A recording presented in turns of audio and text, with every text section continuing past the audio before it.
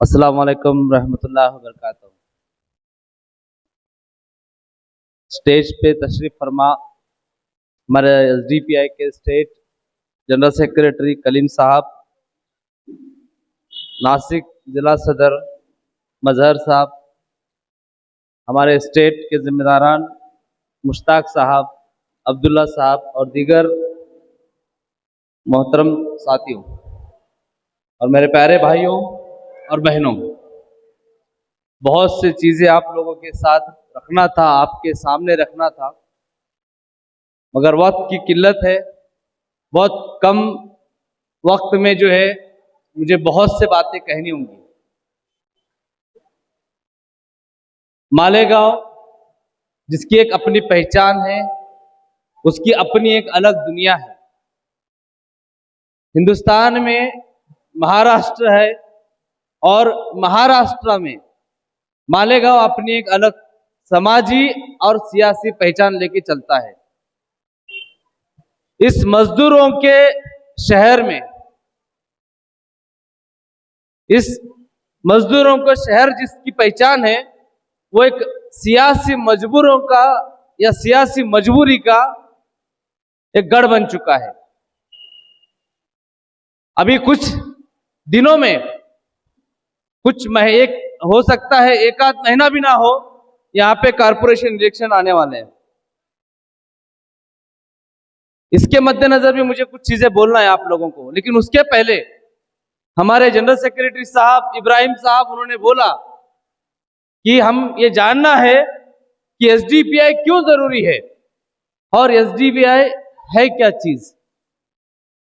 और मैं ये बोलना चाहता हूं ये एसडीपीआई क्यों जरूरी है, उससे पहले सियासत क्यों जरूरी है वो जानना बहुत जरूरी है। कुछ लोग जो अपने आप को ये कहते हैं कि हम बहुत दीनदार हैं, हम बहुत अच्छे हैं, ये सियासत जो है ये गंदगी है, इससे दूर रहना है, हमें इसमें शामिल नहीं होना है। मैं यही सोच अक्सरियत में लोगों की रह चुकी है अब तक, लेकिन मैं कहना चाहता हूं आज यही सियासत जो है ये तय कर रही है कि आप क्या खाएंगे। यही सियासत तय कर रही है कि आप अजान देंगे नहीं देंगे। यही सियासत तय कर रही है कि आपके बच्चियां हिजाब पहन के कॉलेज जाएगी नहीं जाएगी।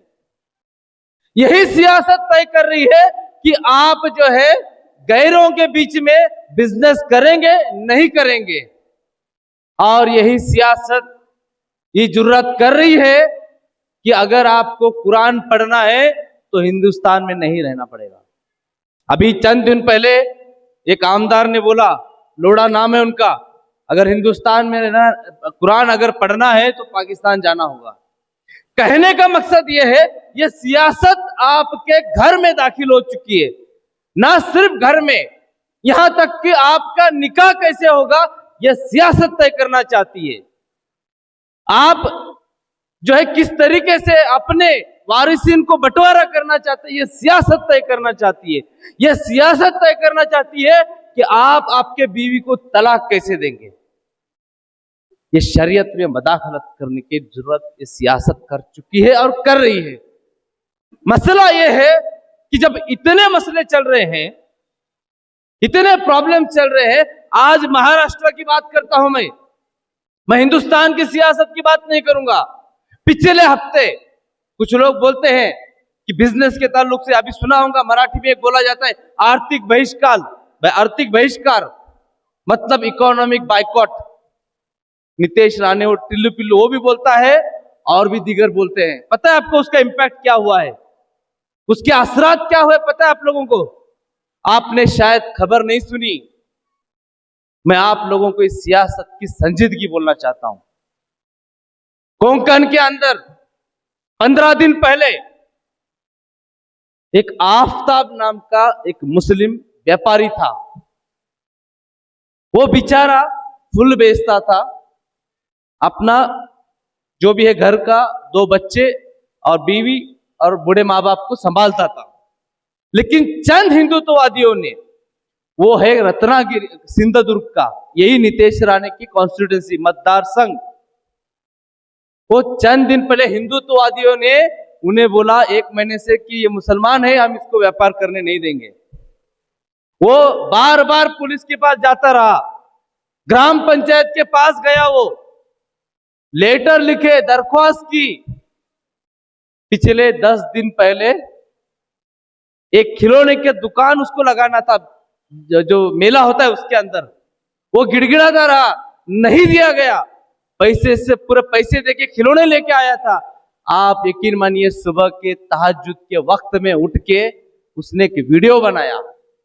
वो वीडियो में बोलता है, आंख में आंसू ला के बोला उसने कि मैं बहुत मजबूर हूं, इन हिंदुत्ववादियों ने हमारा बहिष्कार किया है कि हमारे से खरीदी नहीं करना है, हमसे कोई माल नहीं खरीदना है, मैं मजबूर हूं, मेरे 2 बच्चे हैं, लेकिन मैं जान देने के लिए मजबूर हूं क्योंकि मेरा गुनाह यह है कि मैं मुसलमान हूं।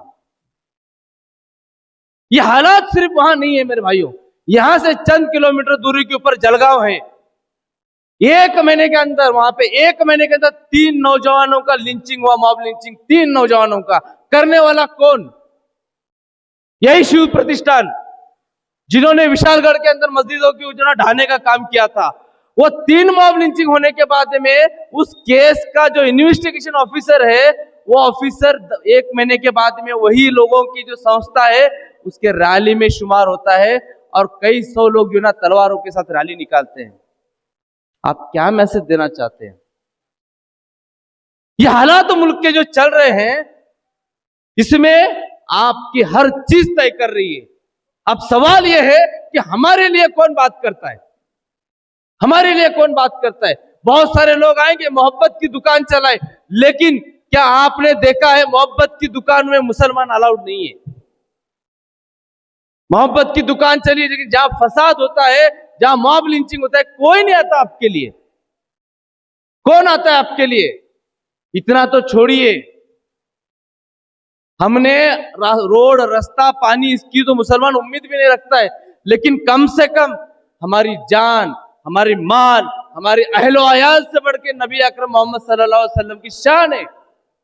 जब नामों से रिसालत के ऊपर, जब नबी के शान में गुस्ताखी होती है, एक माइक का लाल बता दो आप लोग, जो उस बुनियाद पे जिसका दिल दहला हो और उसने सियासी तौर पे मजबूत आवाज उठाई हो। अफसोस की बात बोलना पड़ता है कि वो रामगिरी महाराज का जब मसला हुआ, शिंदे जो उस वक्त में मुख्यमंत्री थे, आकर बोले कि इनके बाल को भी धक्का नहीं लगेगा। और अफसोस, सद अफसोस, हमारे मसलों पे जिनकी जबानें नहीं खुली, वो जाकर मुख्यमंत्री शिंदे साहब की जब नया बंगला बनता है तो वहां जाके गृह प्रवेश की वहां पे अटेंडेंस देते हैं। हमारे एमएलए साहब, आपको तकलीफ नहीं हुई? नबी की शान में गुस्ताखी हो रही थी। मसला यह है, यहाँ पे सियासत उनके लिए इंपॉर्टेंट है, नबी की शान, हमारी हुर्मत और हमारी इज्जत प्यारी नहीं है।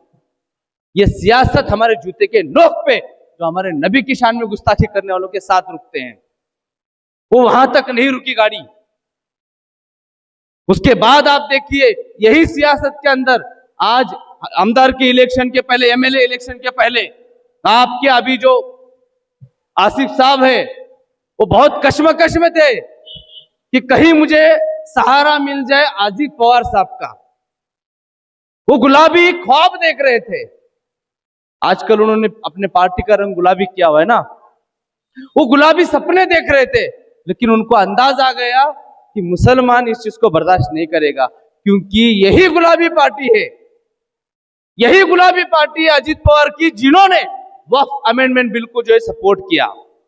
यही गुलाबी पार्टी है जिसके संग्राम जगताप बोलता है कि उठाओ डांडे भगाओ लांडे। कौन सा माइक का लाल यहाँ पे मुसलमान एमएलए नहीं है, सिर्फ आकर अपने दायरे के अंदर बैठ के चुपके से यूट्यूब के ऊपर वीडियो बना के बाइट देने से तसल्ली नहीं है। आपको यहाँ के आवाम ने एमएलए बना के भेजा था, आप बड़े बड़े पार्टियों की नुमाइंदगी करते, क्यों बाहर आपका मुंह नहीं खुलता है? कौन सा डर है आपको? अल्लाह से बढ़कर कोई डर आपके दिल में घर करके बैठा हुआ है? इतना ही नहीं है, आज जो लोग अपनी गंदी सियासत के लिए, गंदी राजनीति के लिए ये लोगों ने चोले ओढ़ रखे हुए। चंद लोग आते हैं कि ब्रांड अलग होता है लेकिन नकली ब्रांड होते हैं, जैसे पेप्सी का बनता है, आदिदास की शूज आते हैं, वैसे नकली ब्रांड आते हैं, क्योंकि उनको मालूम है कि उनके अंदर वो काबिलियत नहीं है, उनके अंदर वो हुनर नहीं है, उनके अंदर वो दम नहीं है, उनके अंदर वो सलाहियत नहीं है। इसीलिए कुछ लोग जो है ना गलत पैकिंग में आते हैं। वैसे ही जो है इस मालेगांव के अंदर एक गलत पैकिंग वाली पार्टी आ चुकी है जो अपने आप को इस्लाम पार्टी कहती है। कुछ शर्म है तुम में? जब कल को भाजपा वाला ये बोलेगा कि ये इस्लाम पार्टी ने जो है इसने जो है रिश्वत खाई, यही भाजपा वाला अगर कल को बोलेगा इसे इस्लाम पार्टी जो है ना बकवास है, नौजुबिल्ला, आप आपके गंदी सियासत के लिए हमारे इस्लाम को घसीट रहे। आप बनाइए जो करना है कीजिए, लेकिन इस्लाम को बदनाम नहीं करना है। तो ऐसे लोगों को समझने की जरूरत है कि ये क्या आ रहा है, गलत पैकिंग में गलत मटेरियल आ रहा है। सिर्फ उतना ही नहीं है, आप लोग भोले भाले हैं, किसी का नाम शरीफ होने से वो शरीफ नहीं बनता है, किसी का नाम मुस्तकीम होने से वो सिरातल मुस्तकीम पे नहीं होता है। अपनी इज्जत की बात है, अपनी डिग्निटी की बात है। डिग्निटी मतलब क्या? नाम डिग्निटी होने से डिग्निटी आती है। डिग्निटी वो होती है जहां पे एक मुसलमान रहते हुए एक शहरी होते हुए मुझे इज्जत की जिंदगी हो। आज मुझे बताइए, मालेगांव के अंदर मैं आपको कहना चाहता हूं, इस मालेगांव शहर को पूरी तरीके से सियासी तौर पे, ज़हनी तौर पे गुलाम बनाया गया है, और गुलाम बनाने वाले 5 फैमिलीज है। इन 4 से 3 फैमिलीज ने गुलाम बनाया। सत्ता पलट पलट के आती है, अलग अलग पार्टियों के रूप में लोग आगे आते हैं, लेकिन ये खानदानी सियासत खत्म नहीं होती है।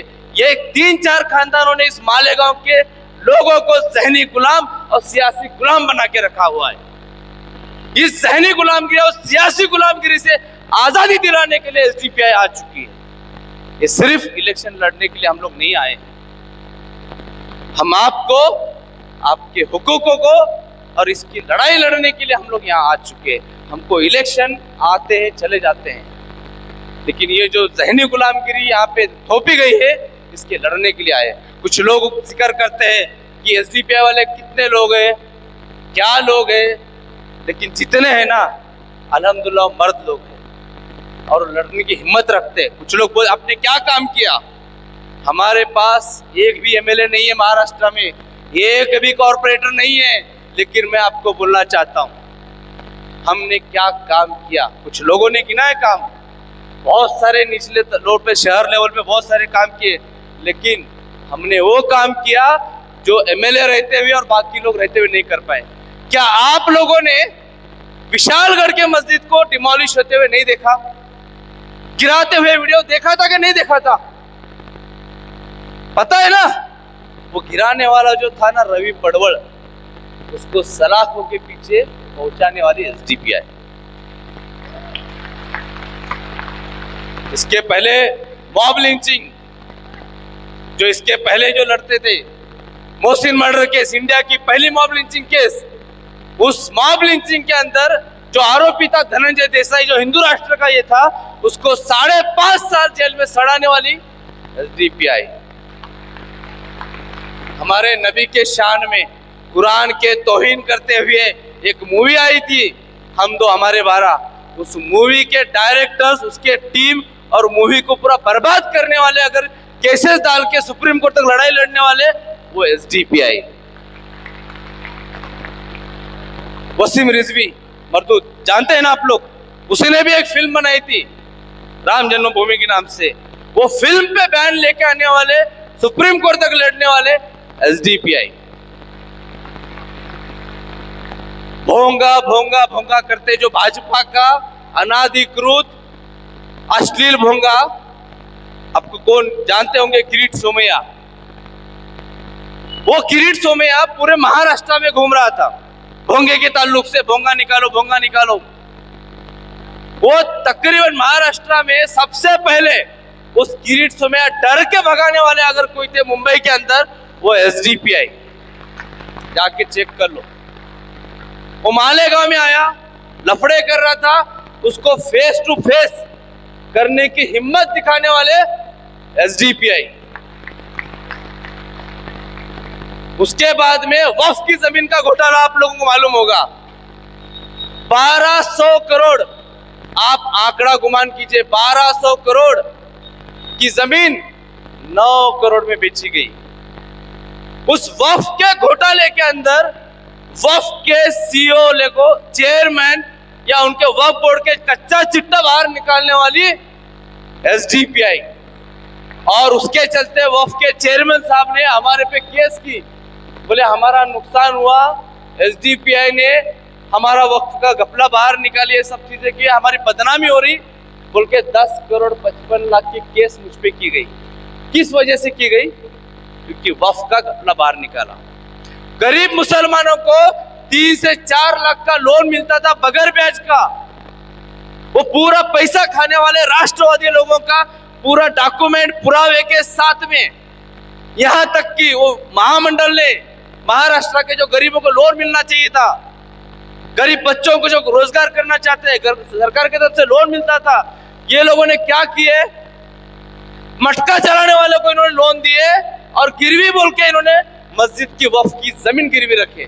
उनको सजा दिलाने के लिए कोशिश करने वाले, उनको पूरा एक्सपोज करने वाले अगर महाराष्ट्र में कोई है जिसके तहत में यहाँ का माइनॉरिटी मिनिस्टर चेंज हुआ, वो मिनिस्टर चेंज करने की ताकत रखने वाली एसडीपीआई। क्या गिनाऊं आपको, क्योंकि काम बहुत कुछ है, लेकिन आज हमारे पास एक कॉर्पोरेट नहीं रहते हुए ये कौम मिल्लत के लिए करने वाले हम लोग, कुछ लोग वक्फ के बहुत सारे कॉन्फ्रेंसेस लिए गए, अलग अलग जगह वक्फ के कॉन्फ्रेंस लिए गए। क्या आप लोगों को मालूम है, मुझे वो पार्टी का नाम बताओ जो अल्लाह के घर के हिफाजत के लिए रास्ते पे आके लड़ी हो? वो वाहिद पार्टी है। या एसडीपीआई ने महाराष्ट्र के अंदर 7 से 8 जगह केसेस हो गए उनके लोगों के ऊपर, लेकिन प्रोटेस्ट करने वाली वक्फ अमेंडमेंट को बिल को रास्ते पे लड़के अपोज करने वाली सिर्फ एसडीपीआई थी। और ये बोलना चाहता हूं, वक्फ का प्रोटेस्ट किया, इसके लिए हमारे पदाधिकारियों के ऊपर 30 पार की नोटिस निकाले गए। अल्हम्दुलिल्लाह ये नोटिस, ये केसेस मेडल है हमारे लिए, क्योंकि हमने चोरी चकारी नहीं की, हमने किसी का पैसा नहीं खाया। अफसोस की बात है, इस मालेगांव के अंदर खाए ना बहुत कुछ खाए, कम से कम जो ड्रेनेज में से जो नापा की जाती है ना, वो ड्रेनेज का पैसा तो छोड़ते, ये सबने खाया हुआ है पैसा। वो कई 100 करोड़ का घपला है। एसडीपीआई इंशाल्लाह उसको एक्सपोज करेगी और हम लोग आगे भी इंशाल्लाह उनको सामने लेके आएंगे। ना सिर्फ उसका, मैं आपको बोलते चलूं, आने वाले चंद दिनों के अंदर, जैसे आप लोगों ने सुना होगा अजीत पवार के लड़के पार्थ पवार ने एक बहुत बड़ा जमीन का घोटाला किया पुणे के अंदर, सुना है आप लोगों ने? कई 100 करोड़ की जमीन लिए, उसका टैक्स ही नहीं भरे।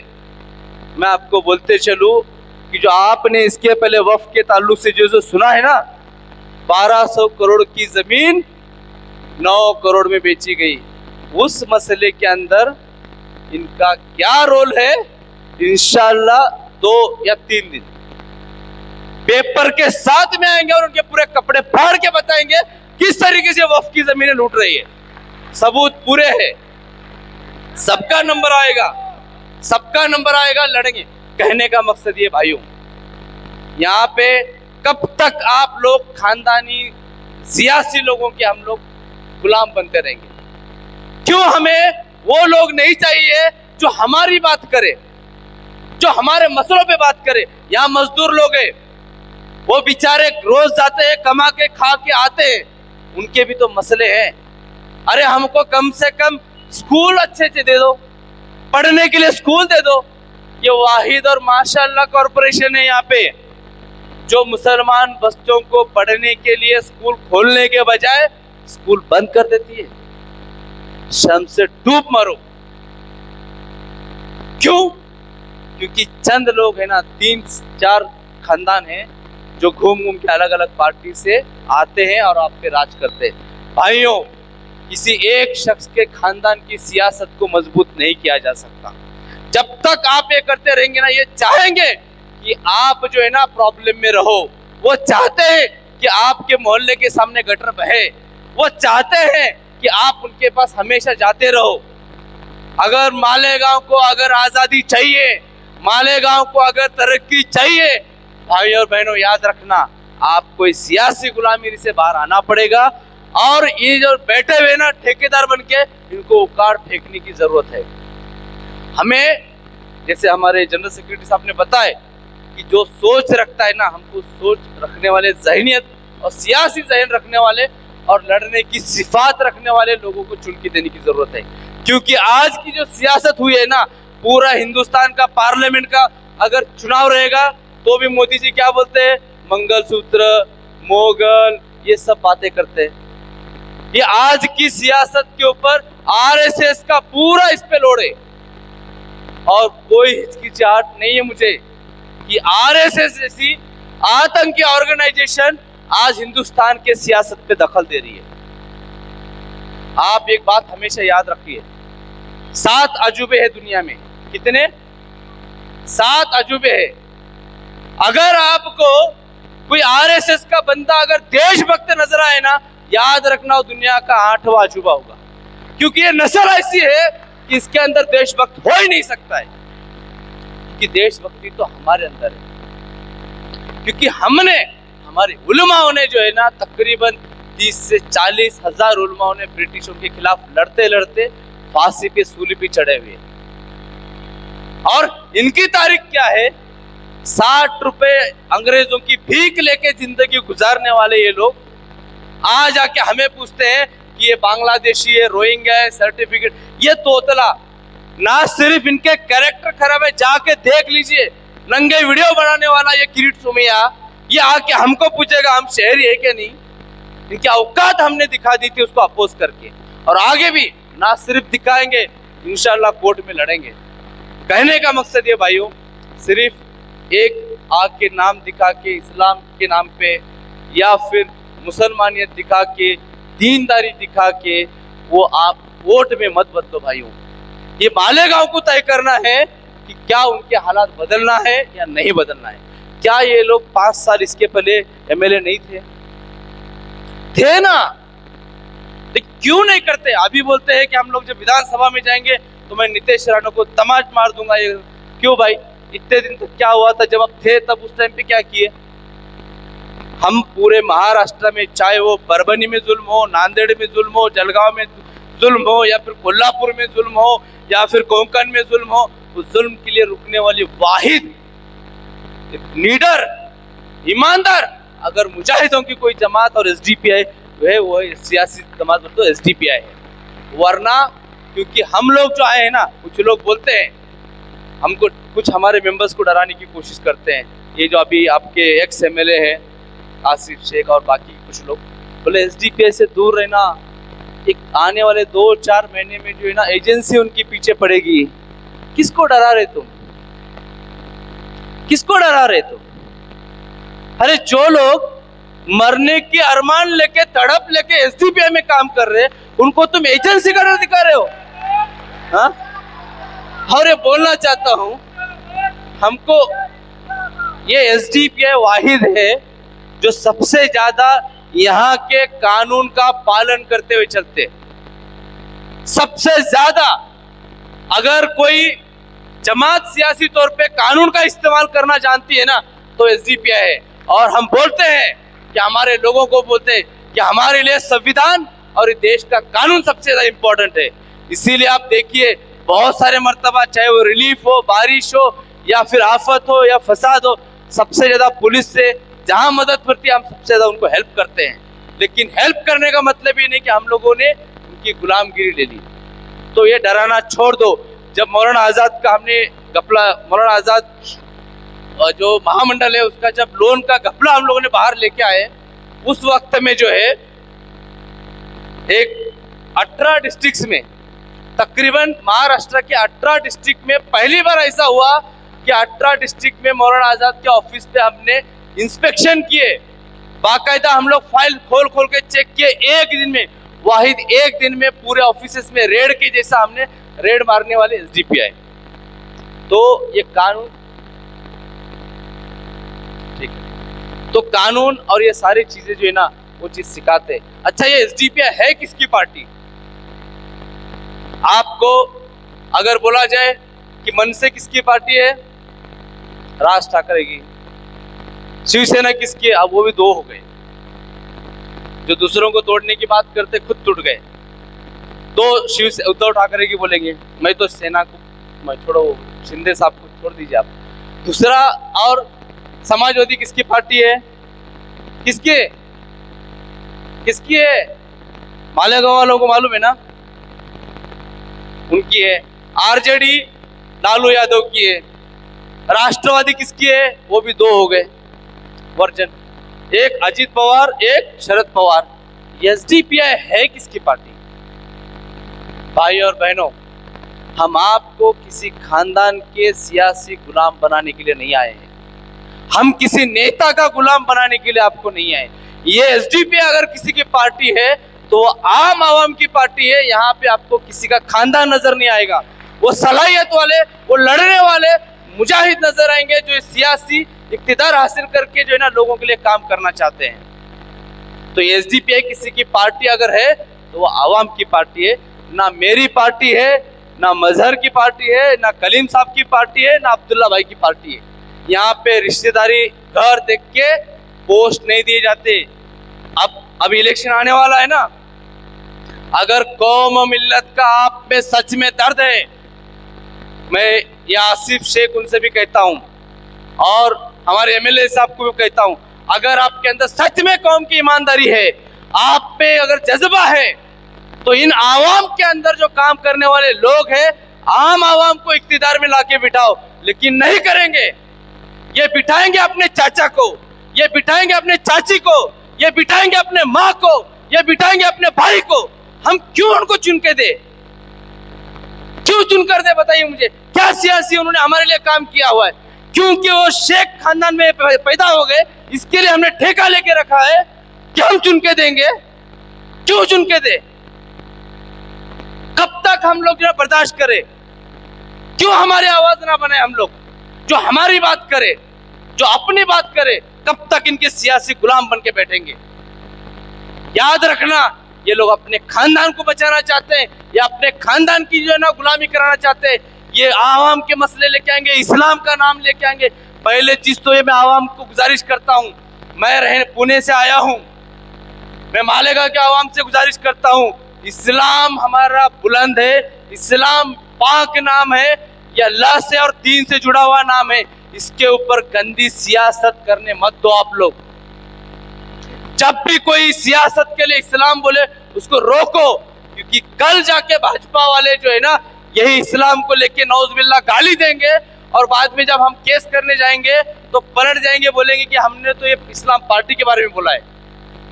ये बचने का जो कवच बना के है ना, ये देने वाले इस्लाम पार्टी वाले हैं। मेरे भाइयों और बहनों, ये वक्त आ चुका है। एसडीपीआई जो है ना आम आदमी को इख्तियार में लाना चाहता है। हमारे बैठे हुए स्टेज पे जो मंच में बैठे हुए लोग हैं, कोई बता दे कि एक खानदान के दो लोग हैं।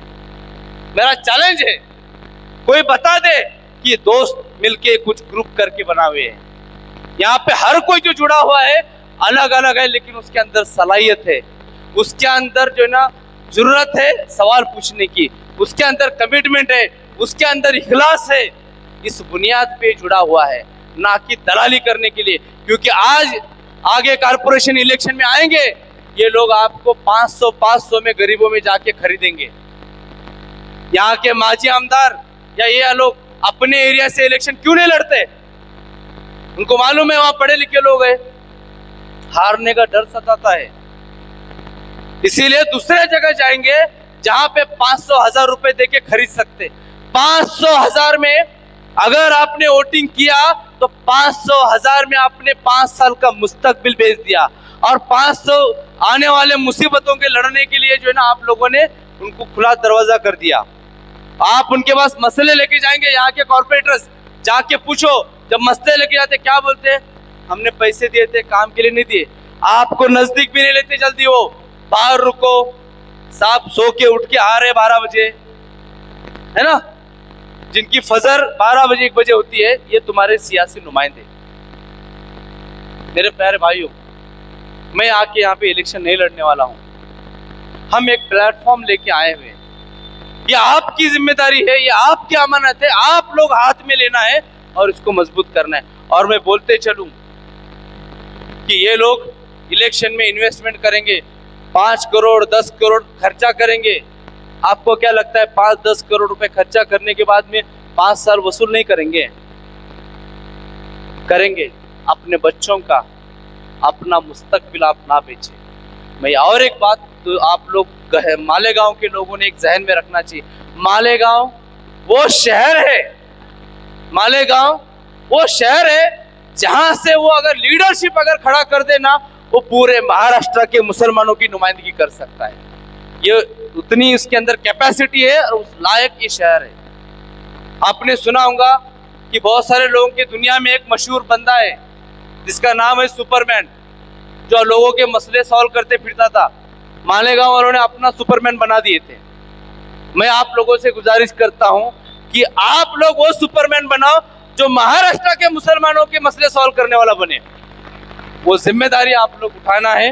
बहुत से बातें हैं लेकिन वक्त हो चुका है। जैसे मैंने बताया कि 10 मिनट थोड़ा ज़्यादा हुए। मैं पुलिस प्रशासन से भी चाहता हूं कि आप कोऑपरेट करें कि बहुत दिनों बाद मौका मिलता है और वक्त का, जैसे मैंने बताया कि हम लोग नियमों का पालन करने वाले। मैं मेरी बात ख़त्म करता हूं। सिर्फ ये बोलना चाहता हूं कि ये इलेक्शन सिर्फ सीट जीतने के इलेक्शन नहीं है, सियासी समाजी गुलामगिरी से आज़ादी पाने की ये इलेक्शन है या ये लड़ाई है। जज़ाकल्लाह। स्टेज पे तशरीफ फरमा रियासती सदर अजहर तांबुली साहब, जिला सदर मज़हर साहब, स्टेट कमेटी के हमारे जिम्मेदारान अब्दुल्ला खान साहब, मुश्ताक महाज साहब और तमाम हमारे जिम्मेदारान, पार्टी के लीडर्स, कैडर्स, मेंबर और मालेगांव शहर के दानिशवरान, कौम व मिल्लत का दर्द रखने वाले आप तमाम लोगों का मैं इस्तकबाल करते हुए आपकी खिदमत में सलाम पेश करता हूँ। अस्सलाम वालेकुम व रहमतुल्लाहि व बरकातहू। आज का ये जलसा, इसका पैगाम वाज़े तौर पर, खुले तौर पर आप सब लोगों को समझ में आ चुका है कि ये जलसा आने वाले वक्त में जो लोकल बॉडी इलेक्शन, महानगर पालिका के इलेक्शन पूरे महाराष्ट्र के अंदर होने जा रहे हैं, उसको लेकर जिस तरह पूरी सियासी पार्टियां तैयारियां कर रही है, उसी तरह social democratic party of India SDPI भी महाराष्ट्र के अंदर एक सियासी मुतबादिल के तौर पर अपने आप को मजबूत करने के अंदर लगी है। और 2009 से जब से ये पार्टी बनने के बाद पूरे मुल्क में जिस तरह से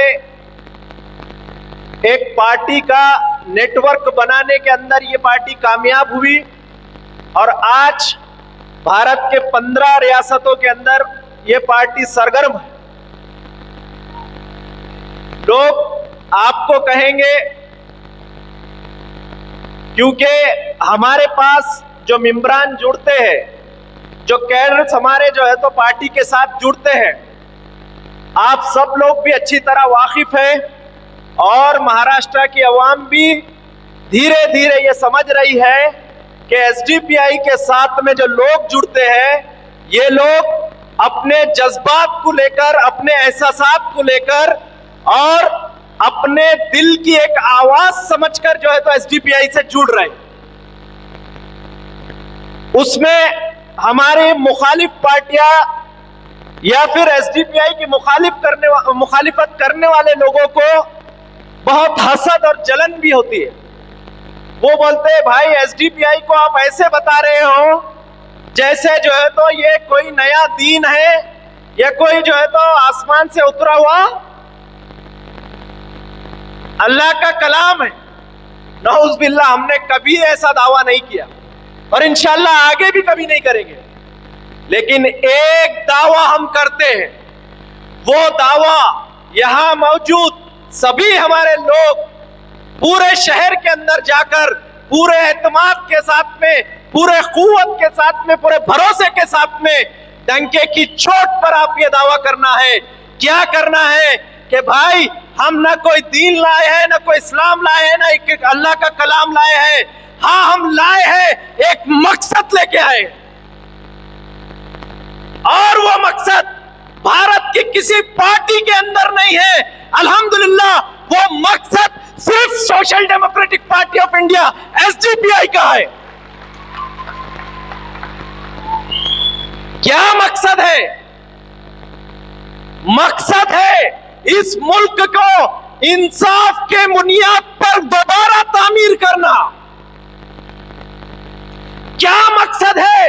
इस मुल्क में रहने वाला हर एक बाशिंदा बराबरी के साथ, मुकम्मल आजादी के साथ जो है तो अपने हक का दावा करना। क्या मकसद है? हमारे मुजाहिद आजादी जिन्होंने इस मुल्क को आजाद करने के लिए बड़ी बड़ी कुर्बानियां दी, जान माल सब कुछ कुर्बान कर दिया, वो हमारे बुजुर्ग जो मुजाहिद आजादी है, उनके जो ख्वाब है, उनकी जो आरजू थी, उनकी जो तमन्ना थी, वो आरजुओं का भारत को जो है तो दोबारा तामीर करना।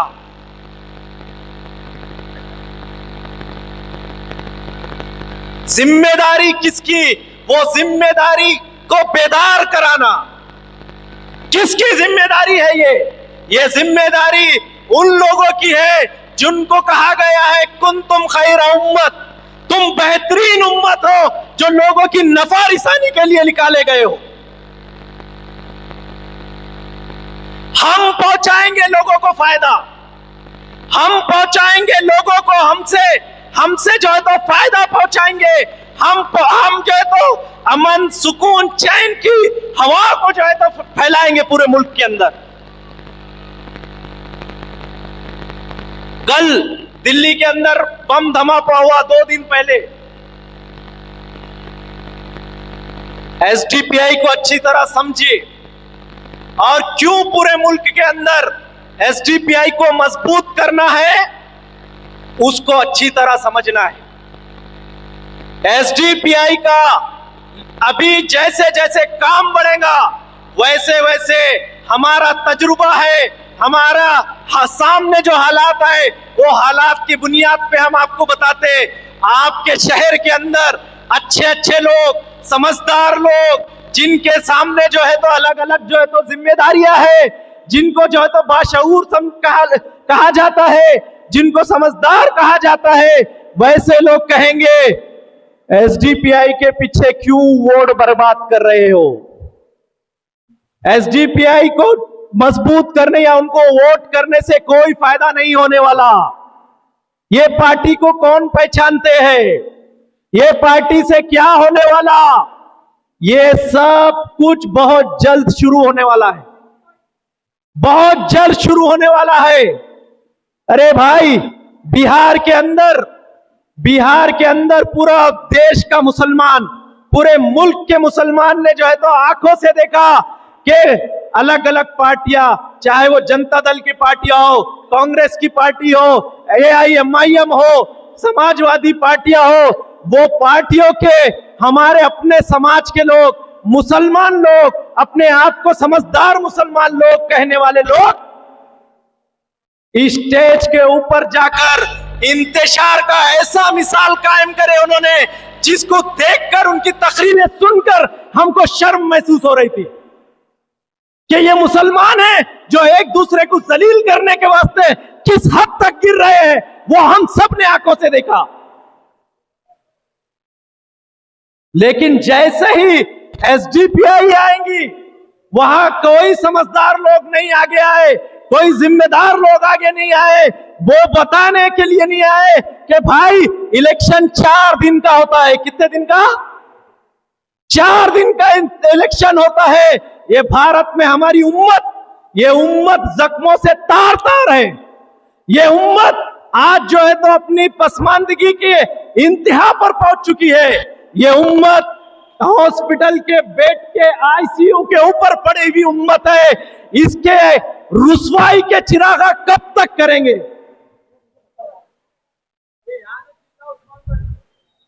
कब तक इसके चिरागा करेंगे रुसवाई के?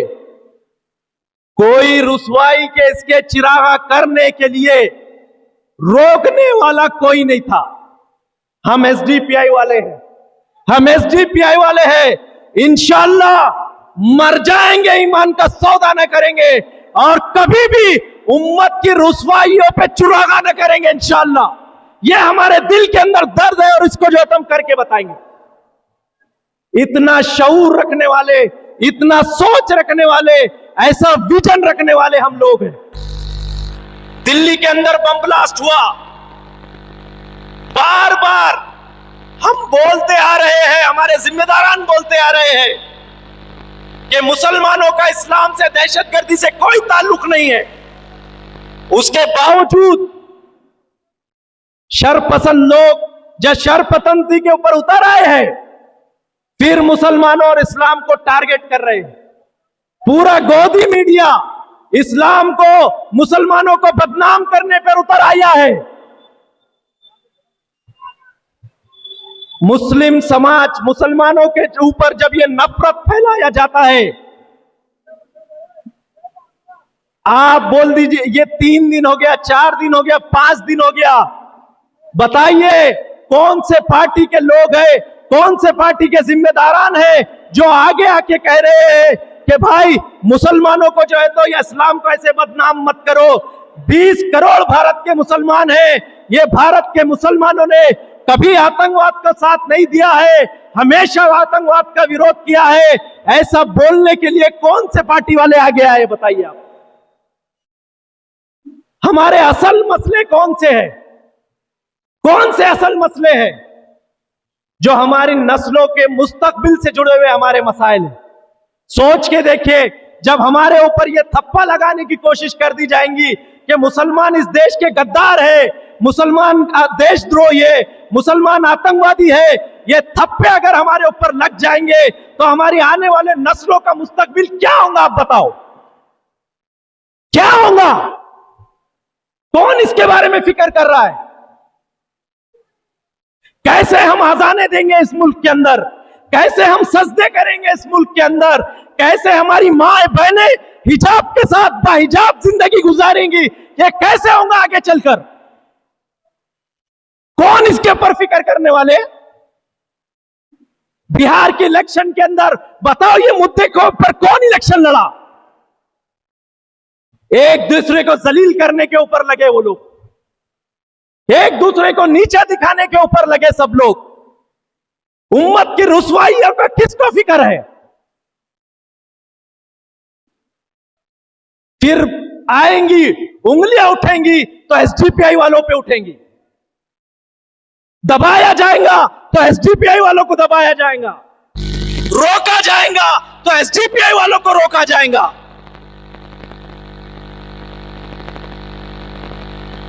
एसडीपीआई एक शूरा के साथ चलने वाली पार्टी है। ये शूरा के अंदर हमारा सबसे पहला जो एजेंडा रहता, वो एजेंडा ये है कि ये उम्मत के जो मसाइल है, ये उम्मत के मसाइल में ईमानदारी के साथ में नुमाइंदगी करना, ये हमारा सबसे पहला एजेंडा होता है। उसके बाद हम पार्टी का सोचते हैं, उसके बाद हम दूसरी चीजों का सोचते हैं। कल ये जो बम ब्लास्ट हुआ, मुसलमानों और इस्लाम के खिलाफ जो नाम जो है तो बदनाम करने का खेल खेला जा रहा है, ये खेल को सबसे पहले किसने अगर जवाब दिया भारत में, वो जवाब देने वालों का नाम है social democratic party of India. कल हमने औरंगाबाद से जवाब दिया, आज मैं फिर जो है तो मालेगांव से वो जवाब को दोहराता हूं। वो सुनो, वो क्या जवाब है? वो जवाब ये है, यकीनन भारत के अंदर मुसलमानों के ऊपर जुल्म हो रहा है। यकीनन हमारे मस्जिदों को निशाना बनाया जा रहा है। यकीनन मुसलमानों की शनाख्त को मिटाने की कोशिश हो रही है। यकीनन मुसलमानों को दूसरे दर्जे का शहरी बनाया जा रहा है। यकीनन बाबरी मस्जिद की शहादत जैसे वाकया इस भारत के अंदर हुआ, यकीनन गुजरात जैसा दंगा भारत के अंदर हुआ, ये जुल्म और सितम अभी भी कम नहीं हुए। ऐसे जुल्म और सितम लगातार हो रहे हैं, लेकिन भारत के मुसलमानों का अटल फैसला है। वो फैसला क्या है? इंशाअल्लाह ये फैसले पे हम मजबूती से कायम है कि ये सारे मसाइल, जितने भी ये सारे मसाइल है, ये मसाइल का मुकाबला हम खुद करेंगे इंशाअल्लाह।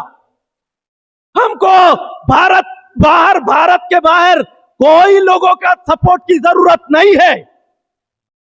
और खास तौर पे ये हरामखोर पाकिस्तान, उसका तो सपोर्ट बिल्कुल नहीं होना। ये जब से बना पाकिस्तान, जब से लेके आज तक सिर्फ इस्लाम और मुसलमानों को बदनाम किया इसने। ये चाइना का गुलाम है। ये भारत के लिए इसके पास जोर आता, लेकिन जब फलस्तीन के अंदर हजारों मासूम बच्चों को जो है तो शहीद किया जाता, ये लश्कर बोलने वाले और कौन से आतंकवादी संगठन है, ये कहां मर जाते? फलस्तीन के मुसलमानों के लिए क्यों नहीं है उनका दिल दर्द करता उनका? तो ये पूरे जो खुद को मुस्लिम मुमालिक कहते हैं, ये सारे के सारे बदमाश लोग, इन्होंने फलस्तीन के अंदर कत्ल और गारतगिरी करी। ये फलस्तीन के जिम्मेदार है, ये फलस्तीन के कातिल है। ये लोग, ये कातिल हम भारत वालों को बचा सकते हैं, ये लोग हमको बचाएंगे? ये लोग कभी नहीं हो सकता। इसलिए हमारा अटल फैसला है, भारत के मुसलमान, हमारा मुकाबला हम खुद करेंगे इंशाअल्लाह। हम अपने अंदर वो कैपेसिटी पैदा करेंगे, वो ताकत हम पैदा करेंगे। हम रात दिन एक करेंगे, हमारी सलाहियतें लगा देंगे, हमारा वक्त कुर्बान कर देंगे। एक दिन ऐसा होगा, एक दिन ऐसा होगा इंशाअल्लाह, यहां के फैसले हम करेंगे इंशाअल्लाह। ये दिन आएगा। वो कैसे आएगा? हमारी कुर्बानियों के साथ आएगा, हमारी जद्दोजहद के साथ आएगा। हमको बाहर का किसी का सपोर्ट नहीं। दूसरा और एक हमारा अटल फैसला है, यह भी समझ लेना अच्छी तरह, हम ये जुल्म का जवाब इंशाअल्लाह कभी भी दहशतगर्दी से नहीं देंगे। दहशतगर्दी कोई मसले का हल नहीं है। दहशतगर्दी सिर्फ दरिंदगी और शैतानियत है। यह दरिंदगी और शैतानियत की हम सख्त मजम्मत करते रहेंगे।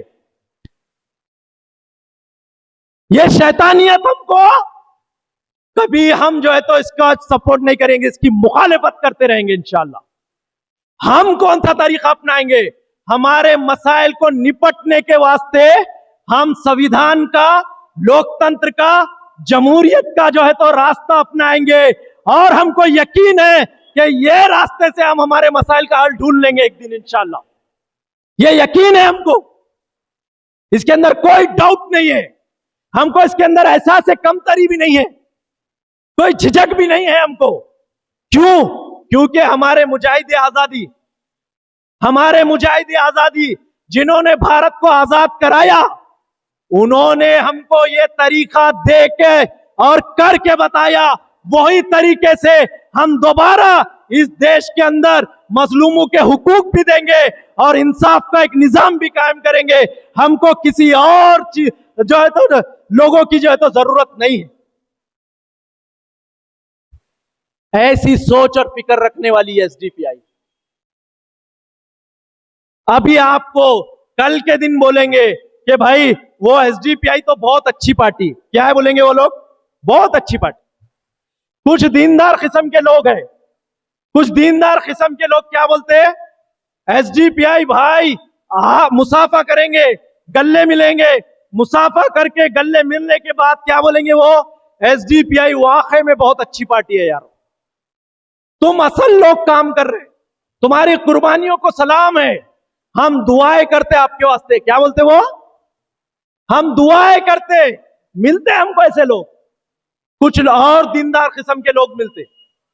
वो दीनदार किस्म के लोग क्या बोलते, भाई तुमको यकीन मानो, तुमको मालूम नहीं है हम क्या करते, हम एसडीपीआई के वास्ते तहज्जुद में दुआ करते, हम उम्रे में गए, हम हज के अंदर गए, खाने काबा का गिलाफ पकड़ के जो है तो एसडीपीआई वालों को दुआ करे, ए अल्लाह इनको मजबूत कर दे, ए अल्लाह उनको उठा ले। ऐसी दुआएं हम तहज्जुद के अंदर करते, उम्रे के अंदर करते, हज के अंदर करते। हम इतना सपोर्ट आप लोगों को करते ही। लेकिन जैसे ही इलेक्शन सामने आएगा, कुछ लोग मीटिंगें करेंगे, कुछ लोग क्या करेंगे, मीटिंगें करेंगे। वो मीटिंग में कौन होगा, वो बोलते हैं वोट किसको डालने का किसको नहीं डालने का इसका फैसला हम कर रहे। बहुत अच्छी बात, अल्लाह आपको बेहतर इसका बदला दूंगे। तुमने उम्मत का दर्द लेकर कुछ बैठे, हमारी दुआ है आपके साथ। तो वो लोग बैठेंगे, वो मीटिंग के अंदर कौन लोग आएंगे, बोले रिटायर्ड ऑफिसर है, आईएएस ऑफिसर। कौन है, रिटायर्ड ऑफिसर, नहीं तो डॉक्टर साहब है बोले, नहीं तो इंजीनियर है, नहीं तो उलमा इकराम है, हमारे उलमा इकराम, उन्होंने फैसला करेंगे। इलेक्शन के 1 महीने पहले, 15 दिन पहले उनको फिक्र हो गई। वो फिक्र में किससे राय मशवरा किया जा रहा है, हमारे उलमा इकराम ने हमको एक फॉर्मूला दिए, मालूम है, एक फॉर्मूला दिया हमारे उलमा इकराम। क्या बोले, अगर दीन का कोई भी मसला हो, दीन का कोई भी मसला हो, तो सिर्फ उलमा इकराम से पूछना, जो मदारिस से फारिग है उनसे पूछना। ये फॉर्मूला उन्होंने दिए। और बोले सेहत के बारे में किसी से पूछना, बीमारी के बारे में किससे पूछना, तो बोले डॉक्टर से पूछना है। बोले बिल्कुल सही। सियासत के बारे में कौन राय देगा, सियासत के बारे में कौन राय देगा, रिटायर्ड ऑफिसर। कौन देंगे, रिटायर। उन्होंने जो है तो गवर्नमेंट के एक ऑफिस में थे, पूरी जिंदगी उन्होंने डाले। वो ऑफिस के अंदर जब दरवाजे के अंदर अस्सलाम वालेकुम बोल के हम जाए ना, तो उन्होंने वालेकुम सलाम नहीं बोलते थे, वो डरते थे वालेकुम सलाम बोलने के वास्ते। कुछ लोग होंगे, लेकिन हमारे तजुर्बे में ऐसे लोग आए, उनको सलाम करे तो वालेकुम सलाम नहीं बोलते उन्होंने। क्यों, क्योंकि गवर्नमेंट में आए, ऑफिसर में है, तो क्या होता उनको शर्म महसूस होती, नौजुबिल्लाह, या डर है, अपने को नहीं मालूम। लेकिन अब रिटायर होने के बाद क्या करेंगे उन्होंने, रिटायर होने के बाद क्या करेंगे। एक डॉक्टर साहब है, जिंदगी भर सर दुखा, पैर दुखा, हाथ दुख रहा, नाक दुख रही, आंख दुख रहा। भाई किसी को बुरा लग रहा होगा, मैं आखिरी में कंक्लूजन में जाऊंगा, वो बात खत्म हो जाएंगी इंशाल्लाह, आप समझ जाएंगे मेरा नुक्ता क्या है। उन्होंने जिंदगी भर सर दुख रहा, बुखार दुख रहा बोल के चिट्ठी लिखे। इलेक्शन के 1 महीने पहले वो क्या दवाखाना छोड़ के बाहर निकल के बोल रहे, इसको वोट डालो, इसको मत डालो। हमारे उलमा इकराम, मैं खुद हमारे उलमा इकराम से बात किया, कई उलमा इकराम से। हमारे एक उलमा इकराम ने मेरे को बहुत खुले तौर पर उन्होंने बताया, खुले तौर पर उन्होंने क्या बोले मेरे को, उन्होंने साफ बोले, भाई एमएलए और एमपी में मेरे को फर्क नहीं मालूम, मैं क्या सियासत के बारे में राय दूं। क्या बोल रहा उलमा इकराम, मैंने ऐसा अपना तजुर्बा एक मुफ्ती साहब से पूछा, उन्होंने जो है तो अल्लाह उनको जज़ाए खैर दे, उन्होंने साफ अल्फाजों में हक बयानी करे। क्या बोले उन्होंने, एमएलए एमपी में फर्क नहीं मालूम, भैया मैं क्या बोलूं सियासत के बारे में। कौन सियासत के बारे में आपको जो है तो राय दे सकता सही, जो सियासत के अंदर मुखलिस होकर रात दिन सियासत के अंदर लगा रहा, अपनी सलाहियतें लगा रहा, वो सियासत के बारे में सही राय दे सकता। क्यों, उसके पीछे वजह है भाई, जो पर्दे पे चलती वो सियासत नहीं है भारत में। वो सियासत, असल सियासत का सिर्फ 10% होता है, जो पर्दे के पीछे चलता है वो असल सियासत है। शरद पवार साहब और उद्धव ठाकरे के बीच में क्या चल रहा, अजीत पवार और फडणवीस की क्या गठजोड़ है, शरद पवार साहब के पॉलिसियां आगे चल के क्या क्या वो लोग करने वाले हैं, ये तय करते हैं पीछे की चीजें, ये पीछे की चीजें तय करती है। इसलिए पर्दे के पीछे कौन समझ सकता अच्छी तरीके से, जो मैदान के अंदर है। लेकिन जरूर मैं एक बात बोलता हूं, मैं भी एक सियासी आदमी हूं, लेकिन याद रखो भाई, सियासी आदमी पे आग बूझकर भरोसा नहीं करना, ये हक बात है, बिल्कुल हक बात है। सियासी आदमी पर आंख पे पट्टी बांध के भरोसा नहीं करना, यह भी हक बात है। उसको अगर देखना है तो उसका इखलास देख लो आप, उसका इखलास देख लो आप। वो हराम नहीं खाता क्या देख लो आप, वो कौम के साथ गद्दारी नहीं करेगा क्या देख लो आप। ये चीजें हैं भाई। आखिरी बात मैं एग्जांपल देके बात को खत्म करता हूं। नरेंद्र मोदी हमारे भारत के प्राइम मिनिस्टर है क्या नहीं है? मालेगांव की आवाम पहचानते ना नरेंद्र मोदी को? हाँ, नरेंद्र मोदी प्राइम मिनिस्टर बन गए क्योंकि उन्होंने रिटायर आईएएस ऑफिसर है। कौन है उन्होंने? नरेंद्र मोदी कौन है? रिटायर्ड आईएएस ऑफिसर है। और अमित शाह कौन है? देश के सबसे बड़े डॉक्टर। कौन है उन्होंने? देश के सबसे बड़े डॉक्टर। और राजनाथ सिंह बेहतरीन इंजीनियर। कौन है उन्होंने? इसलिए उन्होंने अपनी कौम को इतने ऊपर लेके गए। नरेंद्र मोदी और अमित शाह ये कुछ भी नहीं है, लेकिन एक चीज जरूर है, एक बेहतरीन सियासतदान है वो लोग। कौन है वो? बेहतरीन सियासतदान है जो अपनी कौम के साथ ईमानदार है। अपने हिंदुत्व के जो एजेंडा उन्होंने रखे, वो एजेंडा के साथ वो ईमानदार है। इसलिए आज जो है तो वो भारत पे राज कर रहे हैं। हमारे अंदर बेहतरीन सियासतदान पैदा करना पड़ेगा। मांडोली करने वाले, मक्कारी करने वाले और हमको गुलाम बनाकर बांध के रखने वाले, हमारा राय सुनने वाले नहीं, हमारा मशवरा लेने वाले नहीं, ऐसे सियासतदान ये तुम्हारे इज्जत, आबरू, आपका विखार, आपका इस्लाम, आपकी मस्जिद, आपकी दरगाह, इसको बचाना तो छोड़ दो मेरे भाई। इन्होंने अगर आपको सड़क का, नाली का, चंबर का सुकून अगर दिला के दे दिए तो हम सियासत छोड़ देंगे इंशाल्लाह। नाली का सुकून दिला के बताओ इनको। हमारा औरंगाबाद ऐसा है, मस्जिदों के सामने से चंबर फूटते वहां से। गंदा नाली का पानी कहां से निकलता? कहां से निकलता? आपका मालेगांव में मुखलिस लोग होंगे भाई, महीने के महीने 4 महीने जमात में लगा के फिर सियासत में आने वाले ऐसे मुखलिस ईमानदार लोग होंगे तो शायद मालेगांव सिंगापुर बन गया होगा। फिर एसडीपीआई का इधर कुछ काम नहीं, एसडीपीआई का फिर इधर कुछ काम नहीं है, क्योंकि यहाँ के सियासतदान रोज तहज्जुद भी पढ़ते हैं माशाल्लाह से, उनको आखिरत का खौफ भी है, ईमानदारी भी है उनके दिल के अंदर। इसलिए जो है तो वो यहाँ मालेगांव की रोड भी एकदम सिंगापुर जैसी बना दिए। गटर का कभी मसला ही नहीं आता इधर, चाहे इसका मसला ही कभी नहीं आता। ऐसा अगर है तो यकीनी तौर पर फिर आप उनके पीछे जाइए, एसडीपीआई की इधर जरूरत नहीं है।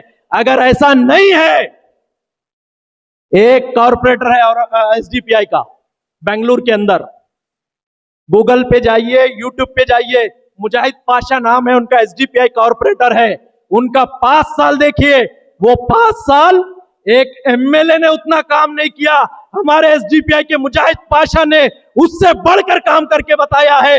एसडीपीआई को आप सर्च करिए इंशाल्लाह। शुक्रिया, जज़ाकल्लाह। मैं अपनी बात को खत्म करता हूं।